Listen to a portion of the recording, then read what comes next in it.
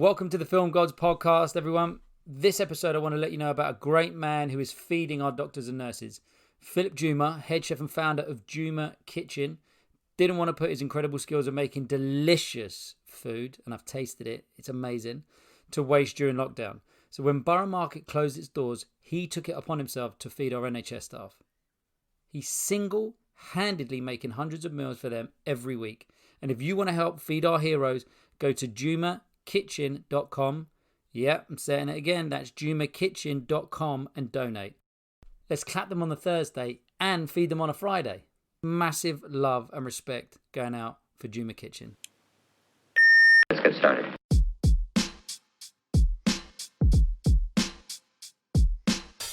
Hola, film family. I'm Isusko, your host, aka the Time Scheduler. Welcome to the Film Gods podcast, which is a chat with the best of the UK film crew who make all of those beautiful moving images you watch every day. I want to give a special thanks to Island Studios for the recording space. Thank you, Mark, Mitch, Pauline, and the whole team. And wherever you're listening, hope you enjoy. Big love. Good morning, good afternoon, good evening, film family, whatever time it is that you're listening. We are delving into an episode of post-production today, which is completely out of my remit. So it's great to kind of throw me into the deep end. And I had a chat yesterday with the director, and this specific type of job, he was like, this is super important to know as a young director coming up. So I'm so pleased that we've got someone of this caliber going to talk to us about what they do. So what is your name, sir? And what do you do? Hi, my name is James Rosen. I am an editor, video editor, offline editor, which is a kind of official term for the specific type of editing I do. Mm-hmm. And I work at Final Cut in London. So what does editing mean to you? What is it that you do? Well, I'm essentially the first stage of post-production. So in a nutshell, I receive all the footage that's been shot. Mm-hmm. Obviously, some jobs there might not actually be any footage, but that's a whole different story. But I'll receive hours of footage from, say, 2, 3, 4 days of shooting, mm-hmm. and it's my job to turn all of that into the finished article, as close to the finished article as I can get it. Okay. Which will then be the blueprint for all post-production after what I do. So do you kind of set the skeleton? It's like these body parts come to you, you figure out the skeleton, and then everyone else puts the skin and muscles on us, of some description. Yeah, I liken it to kind of book publishing. I'll write the manuscript, which gets signed off. Yep. And then it gets published. It gets printed, bound, illustrated, glossed up, and then nice. It gets put on the shelf, right? And obviously you can't write a book and have to publish it every time. That'd be very expensive and time consuming.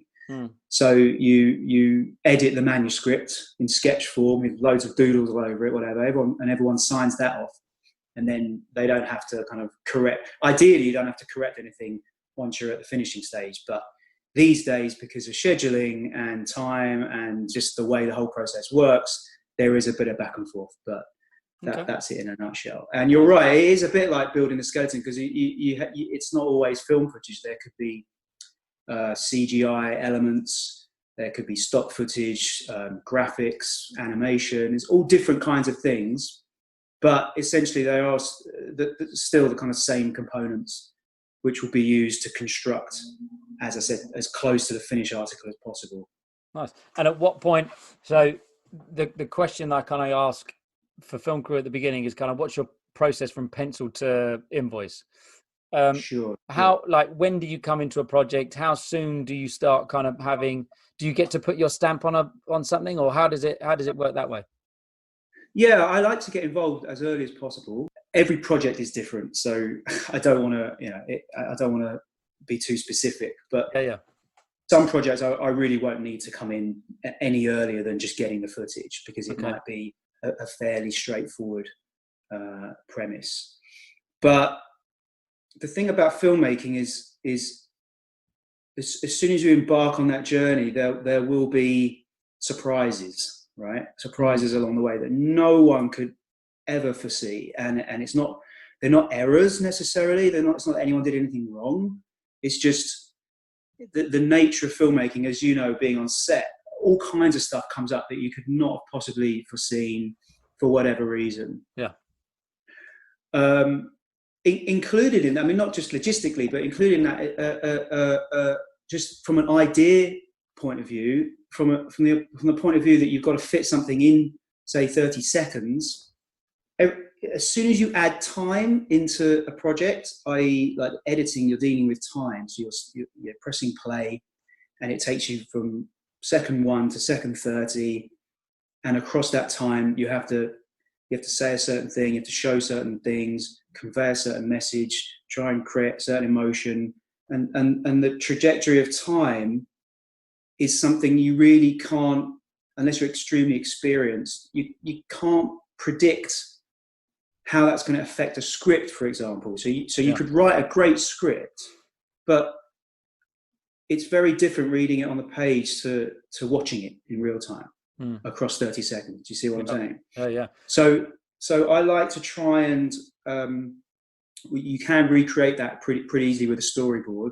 So I do like to do storyboard editing, previs work, and even though you don't have the footage, with a storyboard it's really useful because you can immediately see how the whole thing's going to feel over 30 seconds. On commercials you may have a voiceover, so that's something you can do straight away. You can add music, and immediately you're actually starting to solve problems before you've even started the real edit. You can actually solve them. So really, we'll get an inquiry, we'll get the documents that we have at that point, so a director's treatment and potentially the agency script as well. And I'll have a look at that. Once the job's approved, I'll try and get a bit more involved. I'll have a conversation with the director and maybe voice some ideas. Depending on my relationship with the director, whether I could maybe voice any concerns that I might have from an edit point of view. And it really is all from an edit point of view. Yeah. And as an editor, I'm immediately like, I need more of this, or this feels, I wouldn't say irrelevant, but I want to question, what's this for? And I'm putting it together in my head. Amazing. But it can be quite dangerous to do that because I'm anticipating something that hasn't happened yet, and obviously the director has a vision, the agency has a vision, everyone has a vision, everyone has their own vision, and I'm very much on the going along for the ride, and I have to play my part in that. So it's not really about what I think it necessarily should be, but how I can help communicate what needs to be communicated. So I'm coming at it from that point of view. Oh, nice. The director Sam Brown, who was the wonderful man that kind of put us in touch, one of the things he was saying was about trust with your editor and trust with your team. Now that you kind of saying, I might look at a storyboard and then have my thoughts on it. That must come from a gut instinct, and actually that ability that you can trust that the director will take on board what you're saying. Now, do you sometimes kind of just get a gut instinct and you go, look, I'm supposed to be giving an emotion of this, but actually all the shots are too close, so I need something wider? Can you visualize that from a storyboard, or is that just I'm really focused on the communication side of it at that stage. There are things that you just know you're going to need, because ultimately my job, I like to think of it as is to represent the viewer. I am the viewer. I am the audience more than anything. Like really, then my loyalty really lies with them. Obviously, the directors will book, in the UK anyway, the directors book the editor.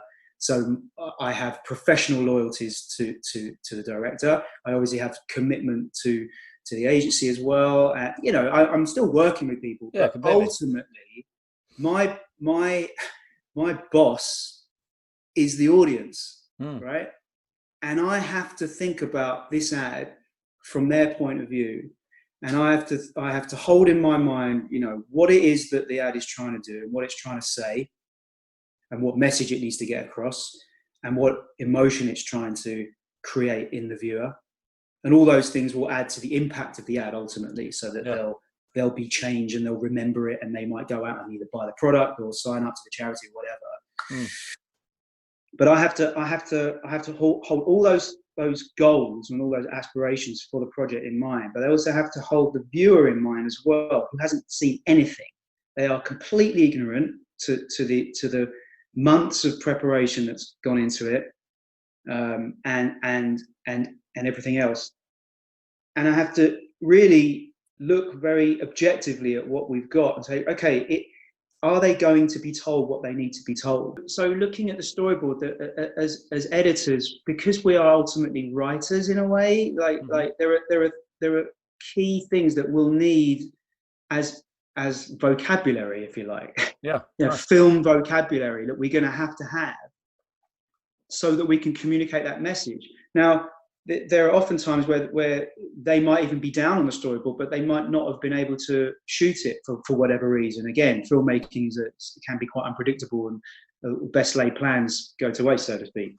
But that's filmmaking. So if they're there on the storyboard and they don't get them, I'm still going to need them somehow. So there's a kind of compensatory aspect to it as well. I guess on a commercial. So, and I guess the reason I was asking the question, because as soon as you were talking about what you might need for the edit on a feature film, Thor Ragnarok, they went out, they shot a bit of it, and then they put a rough cut together, and then went back and did reshoots. On a commercial, which is one of the days, there is no chance to go back and get the close up of the hand. Exactly. So, are you trying to think? Are they kind of like get out of jail free shots as well, that you're like, I might and talk to the director about? Yes, well, yes. So I am trying to anticipate having as much as I can get, as much as I need, options, coverage. But the nature of TV commercial shoots, there's usually a lot of footage, and I haven't done a feature film yet, but from what I've heard, the shooting ratio can be quite high compared to a lot of drama.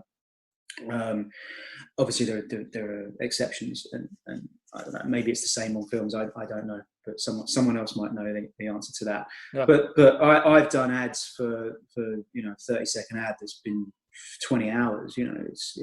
There's a lot of coverage, and I think that it's down to that. The reshoots don't tend to happen with ads because it's very fast paced. There might not be the money to do it. They do happen sometimes because they have to happen. Yeah. But maybe because of that, there's a lot of coverage and a lot of options, and directors shoot tons of stuff that they might not necessarily. They might not. I mean, they need it to have the coverage, but it might not be down in the storyboard, or it might not be something specific that they think they're going to use. But they're like get out of jail free cards, and it's really experienced filmmakers will have those, because editing, we can really solve a lot of problems in the edit where you're lacking something that you need. But to do that, we might need another shot, a cutaway, right? Because there is a film language that we have to try and stick to that helps with the flow, and you cut two wides together, it's going to jar, and it might not work. It might be kind of confusing, or geography, and when you're cutting around a scene and you've got geography that you have to try and make sense. There's certain kind of filmmaking rules that you can stick to. So to solve those problems, maybe jump from one scene to another, or one moment to another, you might need a cutaway. So that, and then as I said, the kind of key communicating shots that you need to say something. All those things, I kind of bubble up to the surface when I'm looking at a storyboard and I'm tracking it, a bit like reading a comic. I used to read a lot of comics when I was younger, still do. But you're kind of tracking it, and you're trying to just imagine the shot, and you're going, okay, there's a wide, then there's a close up, okay. But if the idea is, say, I don't know, some some drink or something. Yeah. I don't know. I'm just thinking of an ad on the top of my head, but there's details, right? Close-up details. They're obviously a very easy way to signpost to the audience something that they have to pay attention to, right? Yeah. So I'm looking for those things, but my problem, I guess, that I can be quite literal about that and a bit logical. But I like to have that as a kind of major string to my bow, because the director isn't necessarily, it's like they're more creative vision and the arts and the crafts. They're obviously also going to be interested in the communication and making sure the audience know what they want to know. But there's so many things that they have to juggle. There really are. There's this huge remit that they have. Yeah. So I want to bring a more of a kind of specialist focus on that. Nice. Having said that, once those things are there, then there's another side to my job, which is a much more experimental, again, quite artistic, free-form, jazzy, trial and error way approach as well. So it's kind of juggling those two brains. Nice. the logical, what do we need to say, exactly what we need to say so that the audience get it, and then the head, the brain of like making it interesting to watch, make it fun to watch and memorable. And you've got to get those two things right. And different brands, different products require kind of slightly different balance, maybe. Because I was thinking, you have like a perfume ad. It's just like my go-to example where nothing has to make sense at all. I think, a lot of those things are just literally like dream sequences. Yeah. All of a sudden we're in a poppy field and there's a wolf, and then cut to, it's red, and now there's a tree growing out of a cup, and you're like, okay, cool. Great. I know. And it's like a montage of just like memories and emotions, and then as long as you hit the product at the end, and that's just become like a genre in of itself, right? Yeah. And then, so that's one far end of the scale, and then you're the other end, which will be like a B&Q sale, which is just literally, moving posters with prices on it, which has got, there's still craft in it. Don't get me wrong, typography and graphic design and everything. It has to be done in a really nice way, but it's information. It's pure information, which has its own requirements, I guess. Now, how do you take? So you mentioned having potentially 20 hours of footage for a 30-second commercial. Yes, there's storyboards to go off, but just for a first draft, do you just go, right, I'm gonna take the footage and I'm gonna cut something together, and then you watch it back and go, oh fuck me, it's like 6 minutes long. Right now, I'm going to start taking stuff out. Or is it just that, where's board one? Right, there's frame one, put it in. There's frame two, put it in. You'll probably hear this from me a lot, but it depends on the project. Okay, that's cool. Copy and paste that line. Yeah. It really, really does. We do so many different types of projects in advertising, which is one of the things I really love about it. So when you have a really experimental montage, I'd say abstract, less specific piece of work, but a less kind of deliberate message. Should that be a music video? It's hard to explain, really. Is that, in a promo, do you get more leeway to be able to be more creative in that environment? Yeah. Oh, you mean in a music video? Yes. Does that give you the scope, or have you never? Is that not? Well, not necessarily, because then you're still kind of locked to the structure of the song and the singer and the lyrics, and although some music videos might not have any performance in it. But coming back to your question about how to kind of get 20 hours down, I think that the two basic types of work that you can kind of split it along are kind of story based, and a kind of clear narrative, and then something which is just a bit more freeform, where nothing has to go anywhere in particular, right? Mm-hmm. So with the narrative work, you've got a clear, you have got a sense of a structure in that you've got a story that starts in A, and then goes B, C, D, E, F, and ends at F, in a story sense. obviously you can still move those things around, but you have to tell a story. Yeah. Whereas on the other side, you have something that's free form. It might be, here's some footage. We want to create the feeling of something, and by the end, the viewer kind of has an experience, and that's the idea. But there's no sense of where it starts or where it stops. Yeah. Those two are the kind of basic differences, and then there's all the permutations in between, all the variables, so and then of course what's interesting is, like, within the narrative structure, you might have sections where they are completely freeform. I mean, car ads are quite interesting. You could have a structure of a car ad, but then there might be a sequence which is just some driving. We'll show the car, show off the car, and within that little section of the ad, which might be 5 seconds, they'll shoot 10 hours of the car rolling on a road, right? Yeah. And it all looks great. It's all shot really nicely, and then you have to kind of go through that and cull it. And so there's, generally speaking, the process of getting all that footage. There is. I've developed my own method, and I think that's a very personal thing to me. Yeah. And you'll get a completely different method with all other editors. I think it's very closely related to someone's personality and their makeup, and how they deal with like the fear of not really knowing what to do. How am I gonna start this thing? Yeah. You're left with blank canvas. The fear of the blank canvas. Where do I start? So my method really is to, number one, easy peasy, kind of get it all in the system, load it in, organize it, break it down into scenes, into bins, into sections, lay it all out. And then what I like to do is, I've got a method where I have all my footage laid up on one sequence for each scene, everything, and it could be 10 minutes, it could be 3 hours, but it's all on one sequence in the Avid. So I use Avid Media Composer, so my editing system. And what I can do with that, I can plonk it pretty quick. I can drop it into one of the monitors on the Avid software, and I can spool through that in literally 2 seconds.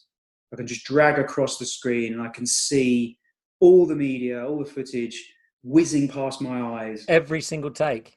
Everything. So wow. Let's just take something quite simple, where there's a scene in a cafe with two people chatting to each other. So the director will cover that dramatically with various shot compositions, wides, closes, details of the things on the table. There might be some cutaways of other people in the restaurant. There's a wide shot outside to establish it, perhaps. There's over the shoulder of person A, person B, and so on, right? So the whole scene is broken down into all these different components. So I'll take all those shots and all the takes. So there might be 20 takes of one, 30 takes of another, one take of another, But I'll organize all of those takes and all those shots into a sequence, and have a very specific methodology of that, where I have colored dots. Nice. These are the tips and tricks. This is yeah. So I have my specific coloring system for some reason. I don't know why. Red is a new shot composition. So wide shots will be, and then it changes to a medium shot. That's a red, right? A little dot.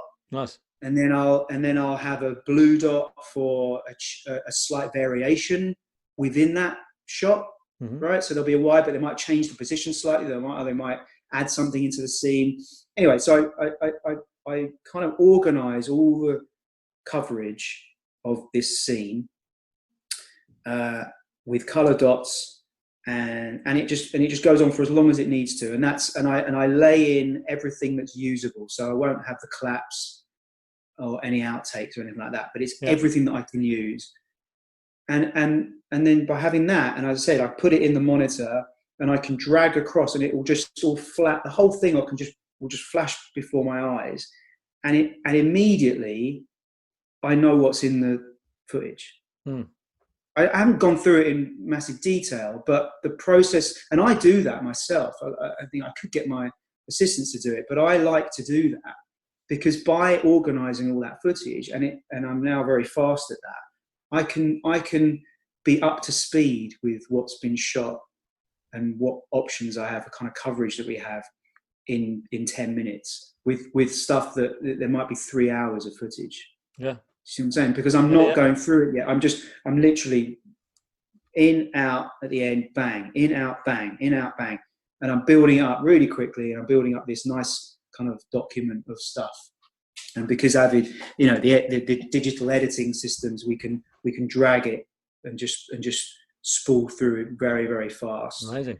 And so once I've done that, depending on the footage, if it's take based, I'll pick a take.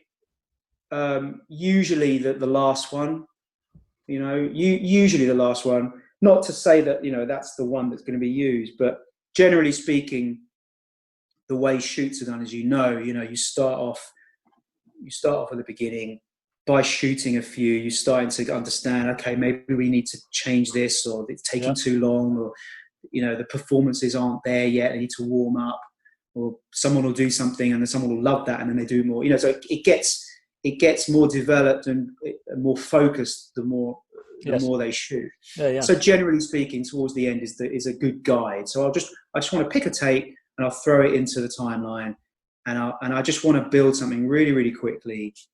If it's that kind of free form coverage, let's say there's 20 minutes of chocolate being mixed in a bowl, right? Yeah.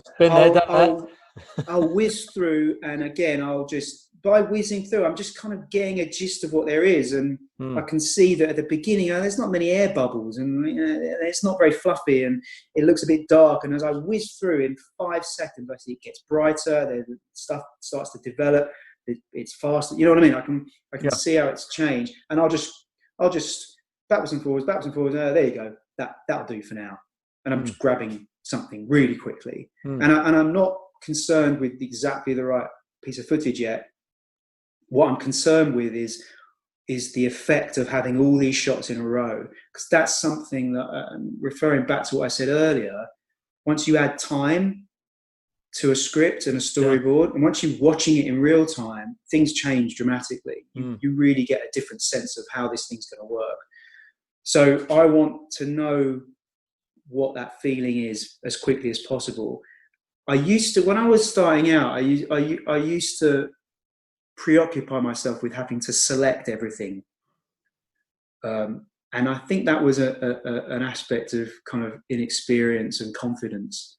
I really felt like I couldn't make a start unless I'd seen every single thing first and picked out my favorite bits, and then I had a little select, and then now I can start. Now let's build this thing, and okay, I'm not saying it's wrong, but it just takes a lot of time.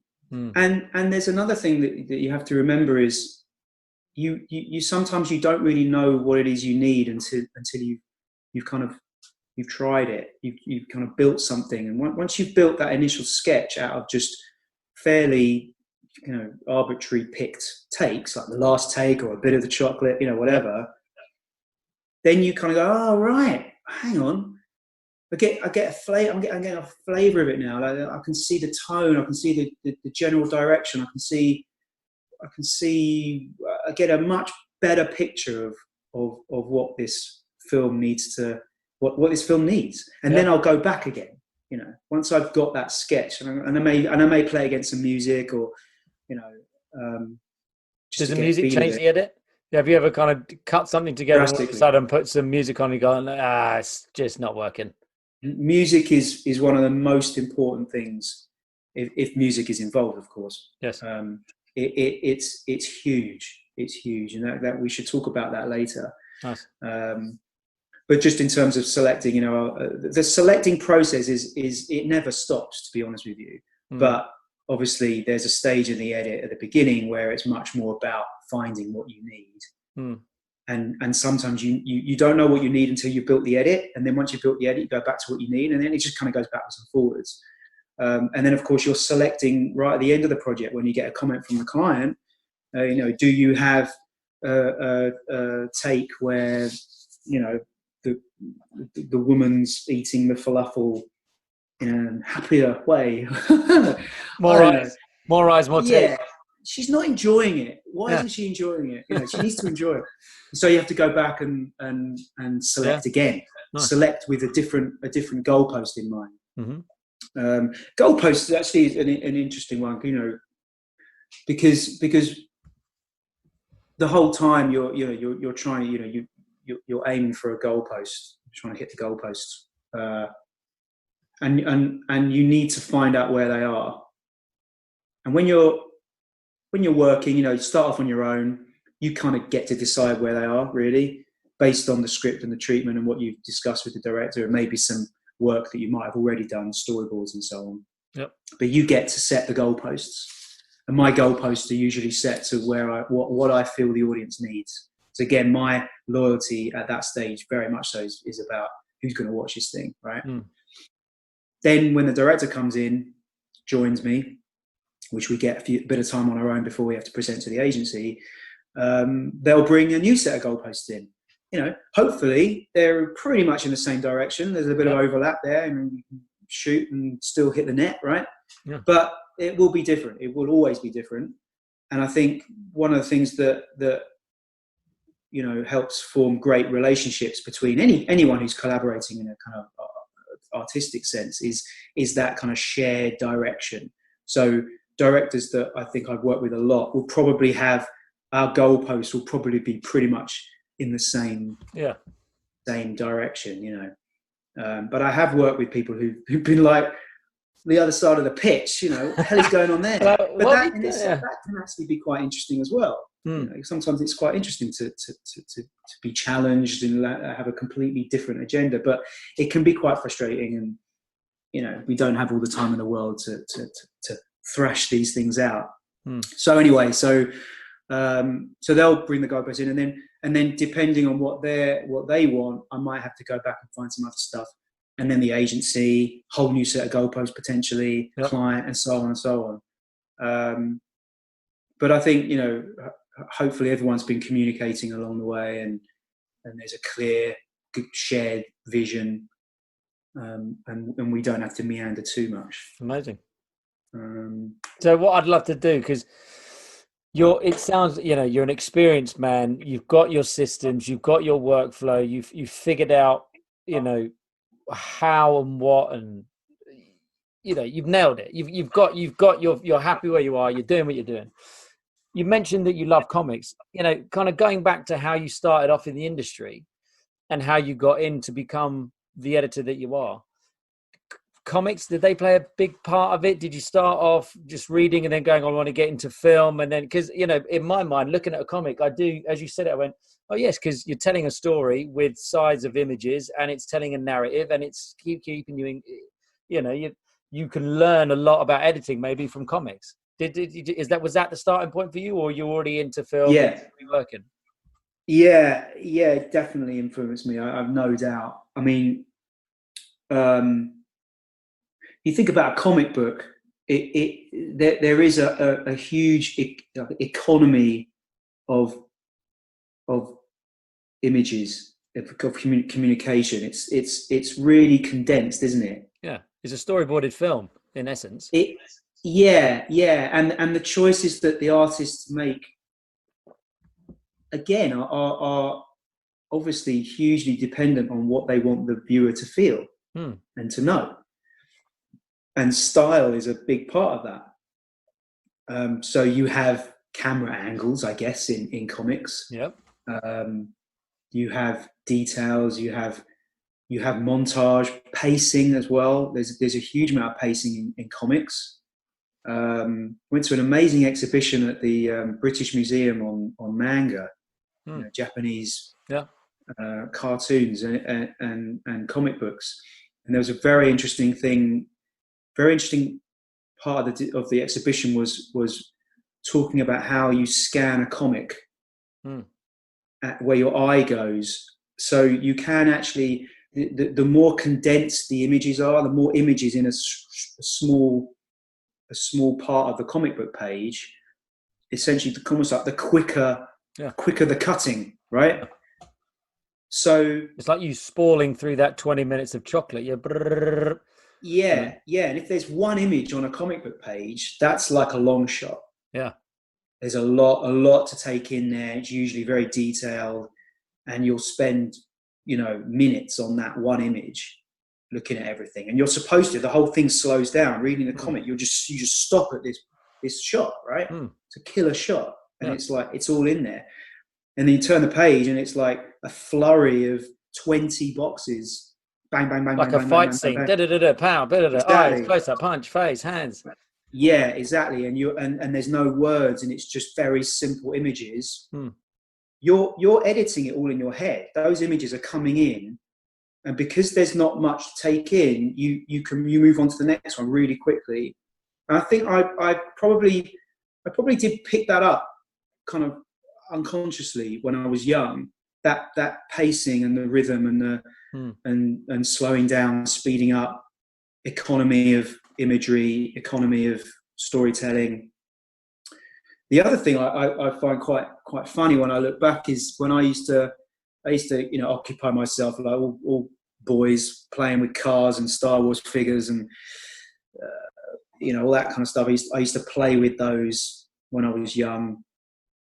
But I'd sit by my bed and I would tell all these stories with my cars, my little Matchbox cars and the Star Wars figures, Lego. But I would make these movies in front of me, and I would actually do this thing where I would blink and change angle. Nice. Yeah. So I'd have a fight sequence where I would, do you remember the A-Team, Mr. T always used to throw someone over the camera, right? So I would do that. I ain't getting on a plane. Yeah, and I would blink. I would shut my eyes, move my head, and open my eyes and see see the footage, see the action, like a car going over my head or something. And then I close my eyes again and I would do all these sequences. It was so weird. Like, blinking at 25 frames a second, it just yeah. All that part. But yeah, I tried to do like I don't know. I can't remember how old I was, but I don't know if Tony Scott was still was making stuff at that point. But I'd do some very fast car chase sequences, action sequences, and I'd be like blinking like crazy, stutter framing, like doing this kind of technique, wear my eyes out. But I was already editing that without even knowing it. I mean, I didn't even know how editing worked. I remember we were looking at a football match and thinking, how the hell do they go from a wide to a close? I thought there was some technology in the camera that you press a button and it would just go closer, nice. Yeah. So, that was a big influence. And as I explored, I did training. I went to art school for a year. I did a media production degree. I just gravitated towards post-production, being a complete geeky nerd that I am, computers and video games and all that kind of thing. I used to love all the tech, and I just found editing to be a really exciting part of the process. That I could have play a big role in shaping it, collaborating, and problem solving, and expressing myself across lots of different ways, because we do, as editors, we're not just responsible for picture editing. We do a lot of music editing, sound design. As I said earlier, we have to create as close to the finished thing as possible. So we get, music, you were talking about music earlier, we get hundreds of tracks sometimes, and we have to lay them all up and we have to try them. We'll have a short list of 20. Right, let's edit those 20 as best we can. Wow. So I have to listen to the whole track, break the track down, really try and get the most out of it, cut it to the edit. Maybe the edit needs a little adjustment as a result. So there's it covers a lot of different skills. So by the time you've kind of come to the hero 30-second, you may have cut hundreds. Potentially, how many times could you have changed that edit from where you started to where you end? is a seamless, I guess in an ideal world, you kind of just where you are was roughly where it is, and there's a few tweaks and it's kind of there. But those times where music does change at the nth hour, that's got to just keep adding on more layers and more layers. And do you ever feel like then you've suddenly gone, actually the first I did, my first cut was the best? Absolutely right. Yeah, it's really amazing how that happens. I think I've got a kind of a little idea about why. But time and time again, the early work remains the most exciting, the most energized, most interesting, because there's such a thing as overkill. Was it Quincy Jones used to have the term paralysis by analysis, which I love. Yeah, nice. It's really true. You can spend too long on a project and you just get blind to it. You get, there's only so much time that you can spend on something before you just lose a bit of perspective. And I think editors are trained to deal with that. I'm not saying it's hard. It gets harder, but you can freshen things up. You just have ways of doing it. I mean, one of the great ways is to get someone in from who's never seen anything, play it to them, and weirdly, as soon as you have someone in the room that watches something for the first time with you who's seen it hundreds of times, you suddenly see it for the first time again. It's very strange. It's like their objectivity infects you, it kind of becomes part of you, and you're extremely sensitive to the fact that they don't know what it is they're going to watch. And it's almost like you get a bit like, oh no, I hope they get that bit. I hope they understand this, or I hope they feel this way. And your desire for them to feel those things, suddenly you're suddenly like way more reliant on the film doing what it needs to do that you may have taken for granted because you already know so much about it. And every time you're watching it for the 125th time, you know so much already. Does it matter who that person is that comes into the room? It's like you've watched it for the 150th time. All of a sudden you need a new perspective. You just phone up reception and go, get me the runner or get me the MD or get me, does that person need to have something attached to you, or can it just be, the cleaners walk past you gone, can you just come in here and just let the cat food, what do you get from this cat food commercial? I call my assistant, can you just grab someone off the street, just grab them with a just follow them in, don't worry. Drag them in. Yeah. Give them a coffee and they'll be fine. Exactly. No, my number one condition for that is, do you know anything about my project? Nice. Because if they've seen a script, my producer might have read the script, or my assistant's obviously loaded with footage. They're no good to me. Yeah. They're good in like, I'll play it. What do you think? Yeah, I think everyone's opinion is completely useful and valid. There's no such thing as a bad opinion or an unuseful opinion. But when I'm trying to make sure that we're saying what we need to say and it's understandable, is it too fast? You following it? It's most useful if someone doesn't know anything about the project at all. Nice. And they're looking at it completely objectively. And are there editors, or would they then come out with a bit of baggage, going, "Oh, I'm not sure about that cut." You know what I mean? Yeah. That's a tricky one. Yeah, I mean, look, as I say, look, you have to be tough. You have to be tough to criticism and judgment. Yeah, it's hard. It's hard. And if you bring an editor in whose work you just love, and all the people at Final Cut, there's such a talented bunch. They've all done work that I wish I had done. I'm very jealous of. You bring someone in who's just cut a killer Nike ad that's I don't know, amazing, and you just think, oh man, that's just a brilliant piece of work. And they look at what you've done, and they're like, why don't you? What? And then you have a problem with something. You're like, you're crushed, completely Why crushed. Did you put that shot next? And you're like, what's going on there, James? Like, seriously, what the hell have you done? I did remember doing something, and someone pointed out that I'd broken like there's like a 180 rule, the classic, one of the classic editing rules, which it's very useful when it comes to geography. But hey, like all rules, they're not set in stone. Right. But he pointed out, and then I couldn't get past it. And I was like, "That's it, right? That's it. Shut down. I'll come back tomorrow." Yeah, ruined it for me. But now, but you just have to, for as those an for the artist. media students who are like 16, 17 and have no idea about the 180 rule, can you just give them a quick little what is that rule for them? Oh man, can I just go and get my book off the shelf? In a nutshell, it's to do with geography. Yep. So obviously, in a room, if you're the simple scenario is two people talking to each other. Yeah. And the camera has to. Huh? At a table sitting down, two people. Yeah, two people facing each other. Yep. So De Niro and Pacino in Heat, right? So they're Beautiful. facing each other in a cafe. Yep. The camera, when you shoot them, the camera has to stay. The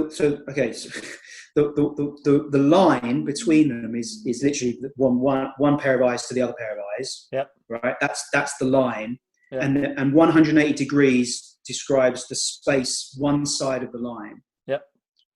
So you have to stay on the same side of the line. The camera has to stay on the same side of the line. Otherwise, you have, because what that does is you have Pacino. I think I remember he's on the left, and De Niro's on the right. Okay. If you swapped over, Pacino will be on the right and De Niro will be on the left, and that'll be completely confusing. And then you cut from one to the other, and you'll have Pacino looking into space, and De Niro on the same side looking into space, and no one's looking at each other. It's a geographical, nice. Spatial rule that helps people look at each other. And if you break that, it can be extremely confusing. However, as I said, there are always exceptions to the rule, and all these rules are really guides, because ultimately you don't want people to be confused. That's something I might look for in the footage, and oh, hang on a minute, you've crossed the line on this. And crossing the line, it's not that you crossed the line, but what it means is you there's going to be a confusion of geography. But then obviously you could flip the shot. That might cause issues because there might be some continuity in the background that might be confusing, but then you might have to fix that in post. They are very important things, because you can't have the audience going, hey, what, hey. Where am I now? Where am I? There's a film called Audition.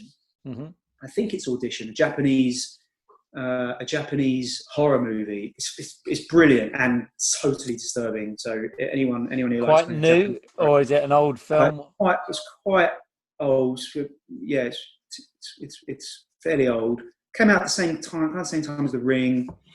But there's a really cool sequence in that where this guy's having a dinner date with this woman. The premise of the film is that this filmmaker is lonely and looking for a wife, and auditions loads of women secretly to find a wife, but they think they're auditioning for a part in a film. But he's actually auditioning them for a partner, and things go south, let's say, like that, in a very disturbing way. Anyway, so he's having dinner with this woman, but because the filmmaker wanted to create a sense of an unsettling, disturbing emotion, and give just unsettle the audience and make them feel off kilter, and just something's wrong here, without because the filmmaker character doesn't know anything's wrong yet, but there is something wrong, and the filmmaker wanted to inject the scene with that sense, right? They shot and they broke the rules. They broke that 180 rule very deliberately. Very clever. And the camera bounces around all over that, and it's really jarring. But you don't know why it's jarring, but your brain knows, if you know what I mean. Your brain does. It gives that feeling, that like editing. Editing, is it as much about feeling as it is about experience and just seeing, color coded dots on a thing that you just cut together? How do you create a good edit? Like, what is it? Is it just it's like, I know it's like a massive question, but it is. Look, I start off on a project in a very logical frame of mind, because I've got all this footage. I can't think about how it's going to work yet. So I start very logically, very structured, but I want to get into that space that you just talked about very quickly. I want to feel it out. And I think I ultimately, when I was talking before about balancing the kind of logical brain with the kind of emotional brain, feeling brain, I probably ultimately like to lean more on the feeling brain than the logical brain, because you could have something that doesn't technically work, but if it feels right, you're in a much better place than the other way around. If it technically works, but it just doesn't have any feeling, it's just not gonna work. It's not gonna Does be that memorable. gut instinct, has that gut instinct got stronger the more you've done it, or have you just listened to it more? Like, was it something that you always kind of had as an editor because of maybe the comics, because of maybe what you did? Well, you taught yourself I think to anyone listening who's interested in being any kind of artist, one of the most important things you can do is develop that instinct, develop that emotional sensibility and sensitivity and awareness. And I think that's what will pull people to want to work with you. You have to develop that. You have to nurture it and protect it and inspire it, and you have and there are obviously very different ways of doing that, but you have to love it. You have to love what it is that you're the kind of thing that you're doing. I love film, so I watch a lot of film, and I'm very consciously trying to decide, what do I like in film? If I watch something and I love it and I come out moved and changed and inspired, I'm like, why? What was it about that? Who made it? Who was the editor? Who was the composer? Who was the director? Who's the cameraman? What did they do? What else have they done? And I'll go and watch some more stuff. And obviously growing up, Spielberg, Scorsese, Tarantino, all these guys, they bring something, and I'm part of that. I'm a fan. You have to be a fan, But then you also have to just soak up as much stuff that you like as possible. And by doing that, you're raising your game. You're raising your gold standard. You have to know what's possible. You have to know where the gold standard is. What are you aiming for? Because you can't settle for just doing something, mediocrity. Look, as we know, filmmaking is there's so much compromise involved. Yeah. From forced compromise, like you had a location shut down at the last minute, then you have to kind of switch to another one that you really didn't choose. And it's not as good, but right, or there'll be a massive swing to a different place by someone on the team or a client or an agent for whatever reason, good or bad, it doesn't matter. You very rarely, if not never, hit where you wanted to be. But if you don't aim for that, the end result will just won't be as good. So as an editor, I guess my sensibilities and the things I love and I strive for, I want to make stuff as good as Spielberg, or as emotional as I don't know, emotional as he can do it in an ad. Why not? Right. Why not? Why not? No one's gonna know that. It's personal to me, but it guides my instincts. It guides my tastes and preferences. And when I'm looking at a shot selection, let's say, I did some really nice stuff for Bernardo's with Sam. Oh, brilliant, with the hyenas. Yeah, amazing. So me and Sam, we've worked a long time together, but he'll always have a different point of view, right? But when we're looking at footage of a young girl terrified in her hallway, looking at these hyenas trying to get in her letterbox, when we're looking at those footage, and we were lucky, the girl that he cast was amazing. Yeah, for such a young actor, she was really good, and every take had something. But when you're looking at that, you're kind of you're comparing it a lot with a lot of things. You're reacting to it, obviously, but then you're also, this is the real deal. So compare it with all, as I said, all those things I said before, all those films that I've seen, all the times when I've been moved and I've seen something on the screen that's moved me. Why has it moved me? Well, I've had to think a lot about that. What am I looking for in a take? And I guess really it's some essence of truth, right? That just triggers me, like I believe it. And you could say it's obvious, well, obviously that one's believable and this one isn't. But I don't know if it is. I think you have to learn what makes something believable. You have to trust yourself. And it's weird because someone else might find a different take more believable. But yeah. Do you see what I'm getting at? Like, yeah, I think it's your training as an artist starts from the very first time you watch your very first film. It really does. Or if you're a filmmaker anyway, or painter or whatever, the very first time you start painting and looking at other artists, you're training and that never ever stops. Really doesn't. So I'll go into a cinema now and I'll watch something. I'm feeding myself with what makes me a good editor, or what makes me an effective editor, what makes me able to pull a bunch of footage and create something that can sit alongside loads of other pieces of work and stand out. Do you know what I mean? Because I'm trying to protect that gold standard that I have.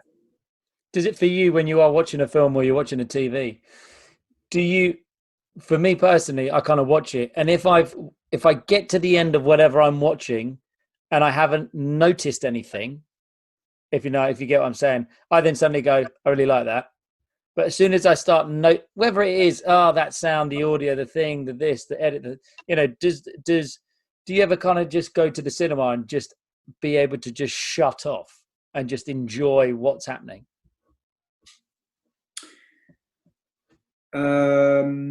Yeah. yeah, I do, because I've paid my ticket and I love film and I want to enjoy it. Nice. I could go into the cinema and go, right, I'm going to look at the editing. Yeah. And consciously look at the editing. But what the hell is the point of doing that? You're ruining the whole experience, right? There's no point. I want to be swept away. I go in with full faith and trust in the filmmakers. I want my experience, and I give up everything, and I'm like, right, sit down, right, I'm all yours, Mr. Give it to me. Come on. Yeah. Woo me. You know what I mean? Like, serenade me and all that stuff. I'm like, but when there are problems, I think I probably get pulled out of it quicker. Yeah. Than maybe someone else might. But I want to like it. I go in wanting to like something, and I'm interested. I won't go and see something if I'm not interested in it. But certain filmmakers, I'm like, I just have to see it because I'm just a massive fan and I want to see what they've done next. But yeah, I want to. So you're right. I think one of the aims of an editor, and maybe other filmmakers, I don't know, but certainly editing is to disappear. It's to disappear from the work.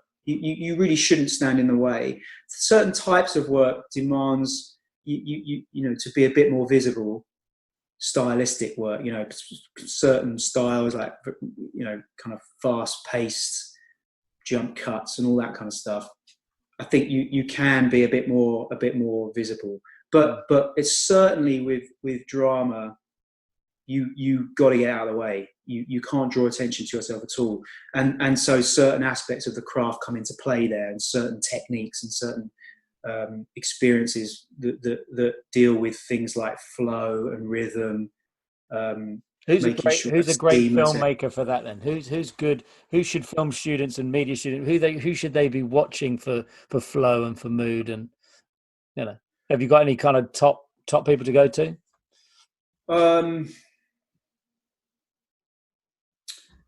Well, it's hard to say really, because most film editors who are working out there know what they're doing, right? And so they will create that. I think the problems with films that I've found are more to do with the script, really, and directors not being able to let go of stuff, which I guess you could say the editors should be responsible for, but it's quite difficult sometimes. I've always felt like the less editing there is in a film, the more impressed I am with the editor, because there's less places to hide. You know, there's when you've got a film that jumps around a lot, almost unnecessarily so, because let's say you've got certain people in the film that have to be shown, you know, contractually, you know, whatever, stars, you know, and you're bouncing around a dialogue scene, and it's just, there's no real purpose to it. It's just to show everybody. Yeah, I'll watch it. You know, again, it's not that it won't.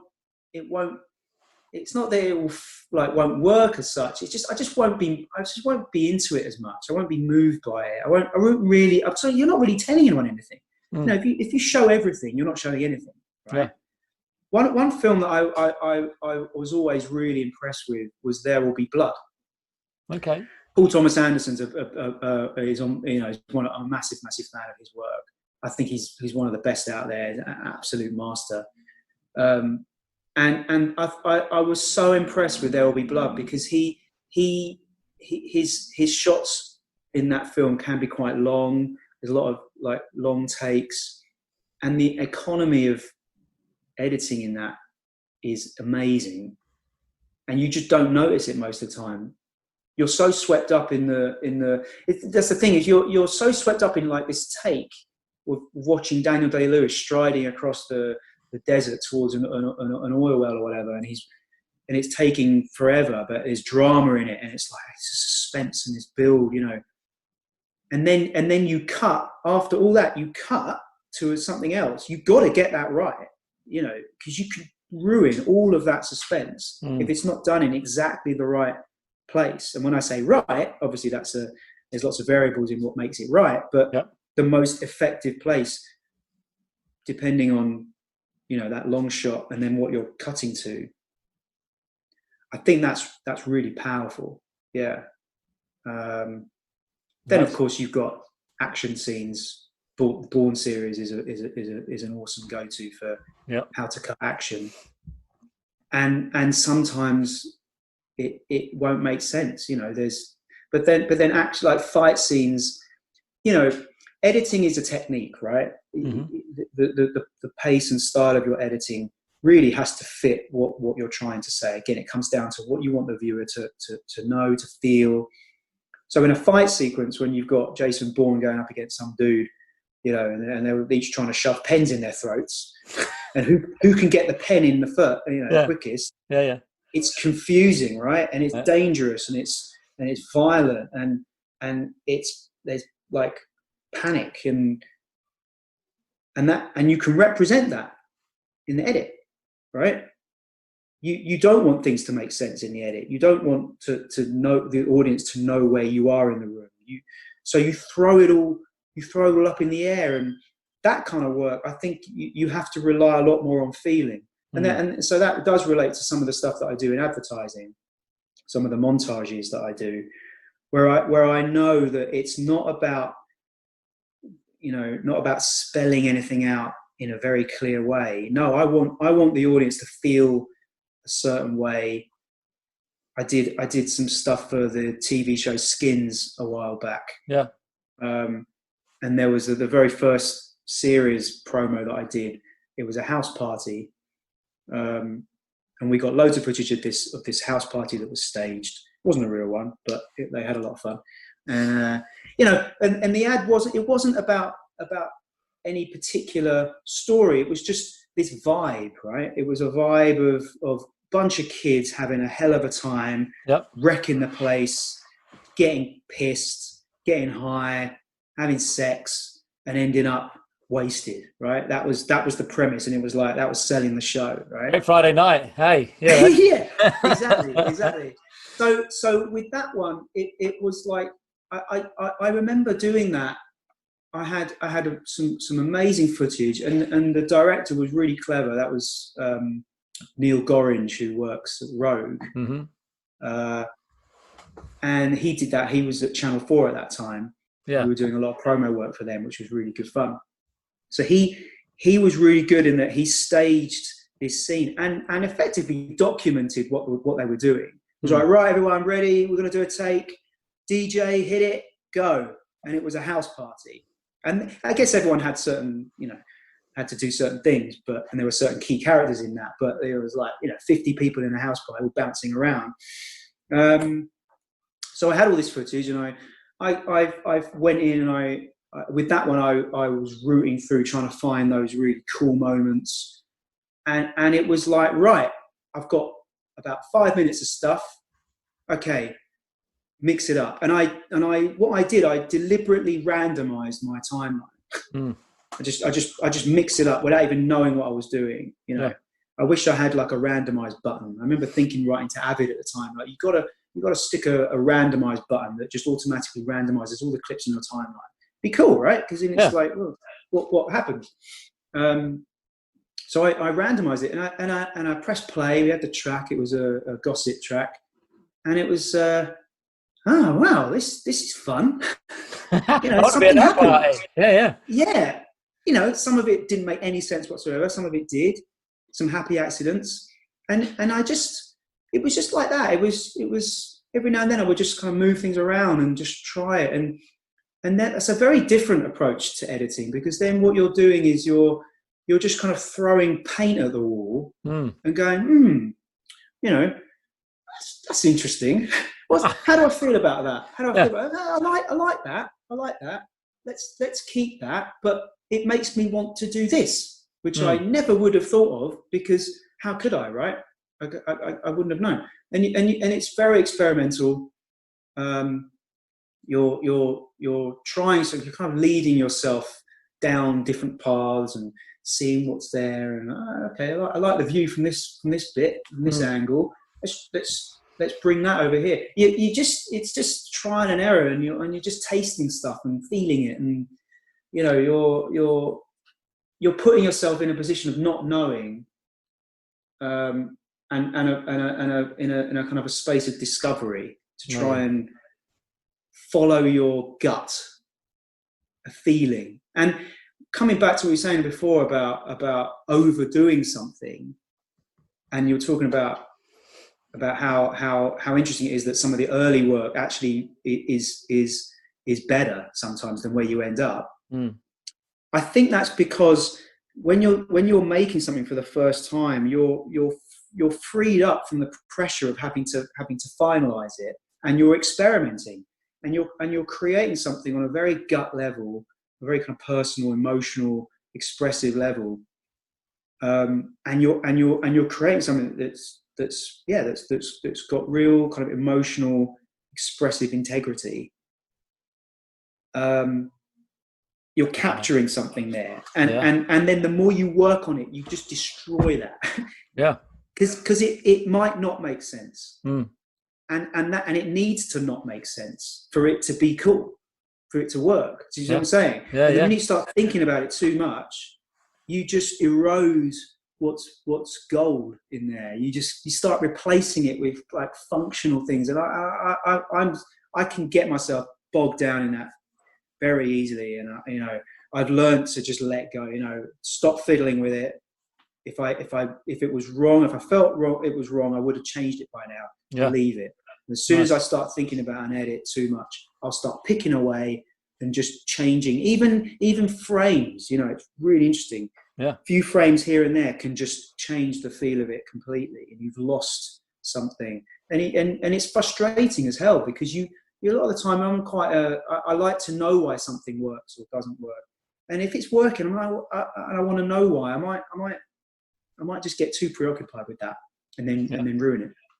Nice. Well, that sounds like it seemed like a bit of advice for yourself. It's like if you were to go back and give yourself some sort of advice, would that be it? It's like, trust your first instinct and don't mess about so much and don't fiddle, or would you have something else? Yeah.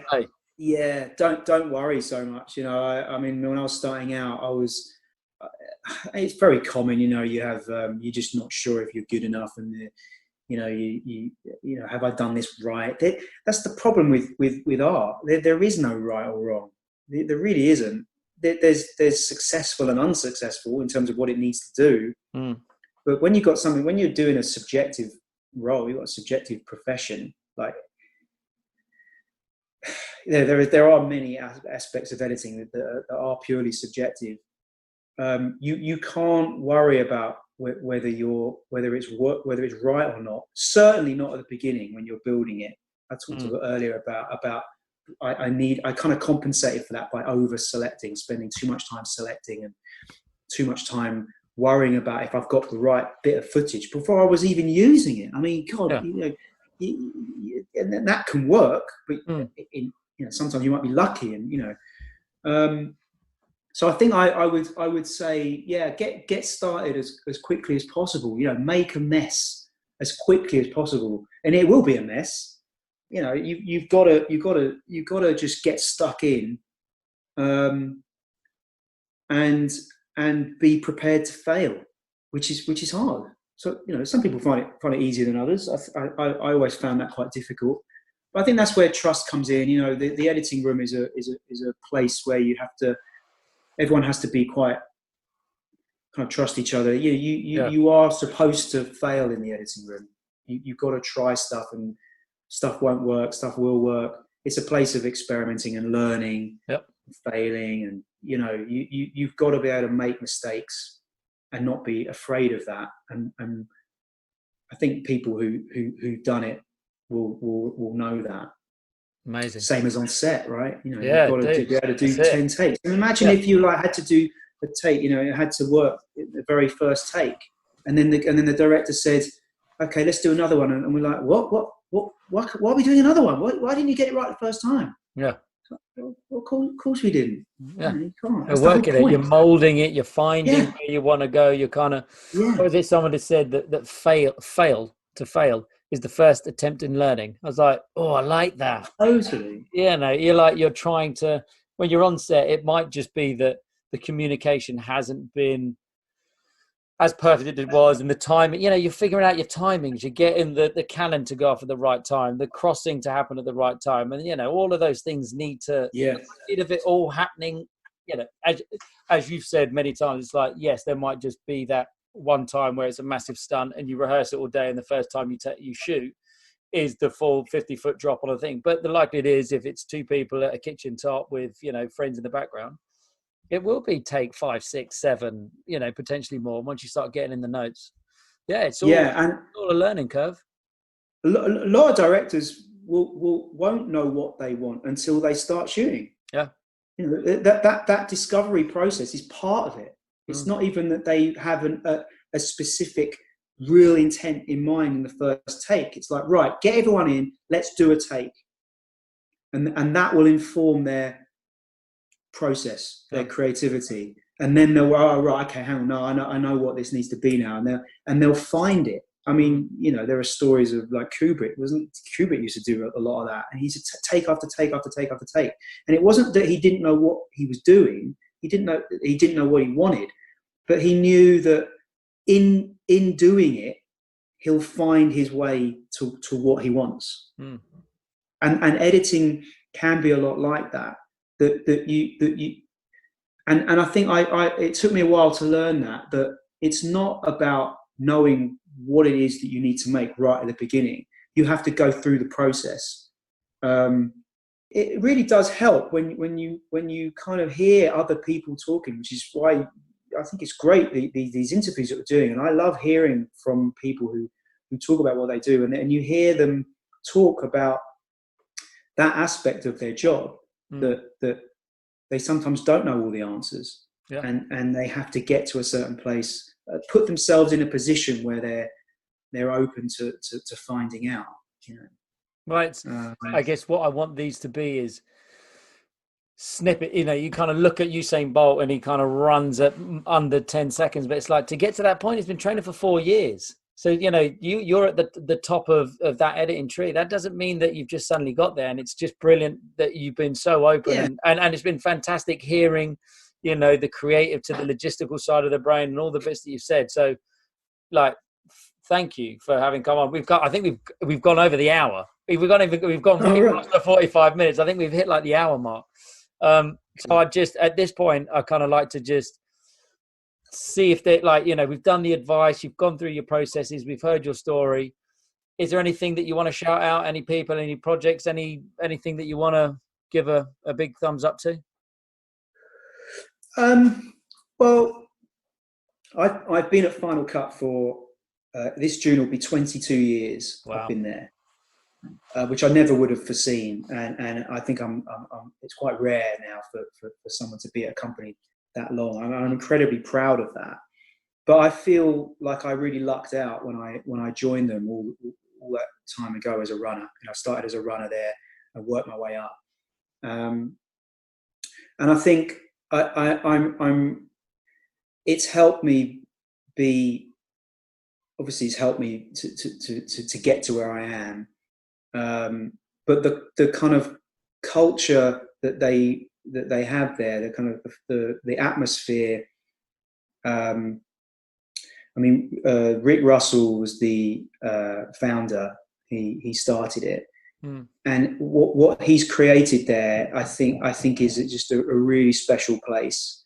And it's difficult sometimes because there's a lot of other editors there, you know, a lot of really good editors. But oh man, you know, you up your game when you're in the company of those people, and there's a competitive nature to it. But I'm better off for it. Yeah. You know, it can be difficult when you're trying to, you know, when you're working your way up, and you're kind of comparing yourself to these other people. But that's how you get good. You know, as I said before, you raise your goal standard. So when you're cutting your first ad for God knows what, you know, and then next door is someone editing the latest BMW commercial, which is a beautifully constructed, crafted piece of work that then goes on to win, I don't know, 5 DNADs or whatever. How do you deal with that, right? but you think, okay, it's possible. Yeah. This is what I'm aiming for. This kind of level of craft, and there's a really nice open culture there that you can walk into other people's rooms, chat. I'm really stuck on this. What do you think of this? Am I missing something? You know, there's a sharing. It's a big shout out to those guys for continuing to kind of create that and you know, nurture people. A lot of up and coming talent. You know, you've got the old guard, and then you've got the new people coming up, and they're all influencing each other, right? You know, so yeah, I'd say that was shout out. Big. Yeah. Well, look, thank you for your time. Ladies and gents, if you want to learn about editing, this episode alone should just be giving you the starting blocks, the end, that like the whole journey of where you can go and what you can do. So just big love, James. Thank you so much for kind of coming on, for giving us your time. And ladies and gents, subscribe, share, review, send it to a film student who wants to be an editor, send it to a media student who wants to be a director. Editing is one of the most important things in the whole process. Filming is important, but it is won or lost in the edit for me. So keep shooting, keep safe, and until we meet again, that's a wrap.